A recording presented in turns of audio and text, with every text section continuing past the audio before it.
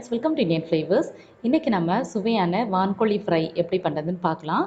இப்போ நம்ம வீடியோக்குள்ளே போகிறதுக்கு முன்னாடி என்னோட சேனலை நீங்கள் ஃபர்ஸ்ட் டைம் விசிட் பண்ணுறீங்கன்னா ப்ளீஸ் மறக்காமல் சப்ஸ்கிரைப் பண்ணிக்கோங்க. கூடவே அந்த பெல் ஐக்கனையும் கிளிக் பண்ணிக்கோங்க.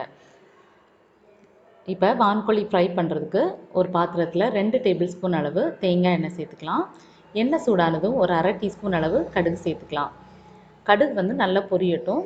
கடுகு பொரிஞ்சதும் ஒரு கொத்து கருவேப்பிலை, அப்புறம் ஒரு பெரிய வெங்காயத்தை தோல் சீவிட்டு பொடி பொடியாக இந்த மாதிரி கட் பண்ணி எடுத்து வச்சுருக்கேன். அதையும் சேர்த்து நல்லா வதக்கிக்கலாம். இந்த வெங்காயம் நல்லா வதங்கி டிரான்ஸ்பரண்ட் ஆகட்டும். இப்போ வெங்காயம் நல்லா வதங்கி டிரான்ஸ்பரண்ட் ஆகிடுச்சு. இந்த டைமில் ஒரு 1.5 டேபிள் ஸ்பூன் அளவு இஞ்சி பூண்டு பேஸ்ட் சேர்த்துட்டு இதோட பச்சை வாசனை போகிற வரைக்கும் வதக்கி விட்டுக்கலாம். இப்போ இஞ்சி பூண்டோட பச்சை வாசனை எல்லாம் போனதுக்கப்புறமா பவுடர்ஸ் ஆட் பண்ணிடலாம்.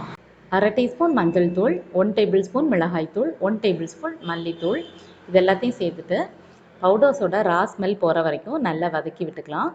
இந்த டைமில் நம்ம பவுடர்ஸ் எல்லாம் ஆட் பண்ணால் தான் அது வந்து நல்லா வறுபட்டு ஒரு நல்ல வாசனை கிடைக்கும்.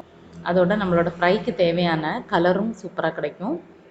இப்போ இதெல்லாம் நல்லா வதங்கினதுக்கப்புறமா ஒரு பெரிய சைஸ் தக்காளியை நான் வந்து பொடி பொடியாக கட் பண்ணி வச்சுருந்தேன், அதை சேர்த்துட்டு நல்லா வதக்கி விட்டுக்கலாம். இப்போ தக்காளி வந்து நல்லா மேஷ் ஆகிடுச்சு.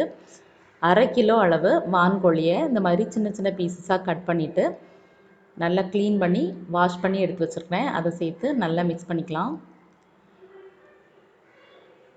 ஒரு வாட்டி நல்லா கலந்து விட்டுக்கோங்க. இந்த மசாலா எல்லாமே வந்து அப்போ தான் நம்ம வான்கோழியில் சேரும். இப்போ நல்லா வதக்கி விட்டாச்சு.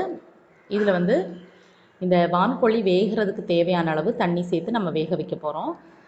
ஸோ வான்கோழியும் வந்து நாட்டுக்கோழி மாதிரி வேகிறதுக்கு கொஞ்சம் டைம் எடுக்கும். அதனால் கொஞ்சம் தண்ணி வந்து அதிகமாக விட்டு தான் நம்ம வேக வைக்கணும்.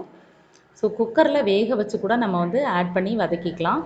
ஆனால் அந்த மாதிரி பண்ணால் இந்த மசாலாவோட சேர்த்து நம்ம வந்து சமைக்கும்போது வர்ற அந்த டேஸ்ட் வந்து நமக்கு கிடைக்காது. ஸோ அதனால தான் இந்த மெத்தடில் பண்ணுறோம். இப்போ நம்ம இந்த ஃப்ரைக்கு தேவையான அளவு உப்பு ஆட் பண்ணிக்கலாம். இதெல்லாம் சேர்த்து நல்லா கலந்து விட்டதுக்கப்புறமா இதை வந்து க்ளோஸ் பண்ணி வச்சு இந்த வான்கோழி வந்து நல்லா வேகிற வரைக்கும் நல்லா வேக விட்டுக்கலாம். கொஞ்சம் நேரம் கழித்து ஓப்பன் பண்ணி பார்க்கலாம். இப்போ பார்த்திங்கன்னா நம்ம சேர்த்த தண்ணியில் பாதி தண்ணி வந்து வற்றிடுச்சு. வான்கோழியும் வந்து பார்த்திங்கன்னா ஓரளவு வெந்திருக்கு. இந்த டைமில் வந்து உப்பு காரம் எல்லாம் நீங்கள் செக் பண்ணிவிட்டு தேவைப்பட்டுச்சுன்னா ஆட் பண்ணிக்கலாம்.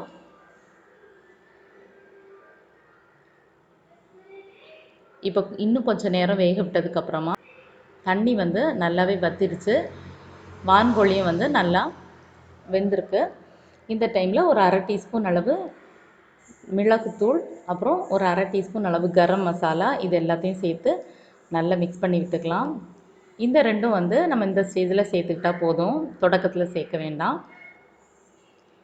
இதை நல்லா மிக்ஸ் பண்ணிவிட்டு இப்போ இருக்கிற தண்ணியும் வந்து நல்லா வற்றி இந்த மாதிரி ட்ரை ஆகிறது வரைக்கும் வதக்கி விட்டுக்கோங்க. இப்போ தண்ணி எல்லாமே வற்றிடுச்சு, நல்ல வாசனை வர ஆரம்பிச்சிருச்சு. இந்த டைமில் கொஞ்சம் நறுக்கின மல்லி இலை, ஒரு பச்சை மிளகாய் ஆட் பண்ணியிருக்கேன். பச்சை மிளகாய் வந்து உங்களோட காரத்துக்கு ஏற்ப ஆட் பண்ணிக்கலாம். இந்த டைமில் சேர்த்து நல்ல வாசனையும் கிடைக்கும். கொஞ்சம் ஒரு கொத்து கருவேப்பிலையும் ஆட் பண்ணிவிட்டு நல்லா மிக்ஸ் பண்ணிக்கலாம். இது எல்லாத்தையுமே கடைசியில் சேர்த்தோம் அப்படின்னா அந்த ஃப்ரை வந்து நல்ல வாசனையோடு இருக்கும். ஸோ அவ்வளோதான், ஸ்டவ் ஆஃப் பண்ணிடலாம். நம்மளோட வான்கோழி ஃப்ரை வந்து சூப்பராக ரெடி ஆயிடுச்சு. இதை வந்து நீங்கள் ரைஸ் சப்பாத்தியோட சாப்பிட்றதுக்கு ரொம்ப நல்லாயிருக்கும். நீங்களும் வீட்டில் இந்த ரெசிபியை ட்ரை பண்ணி பாருங்கள்.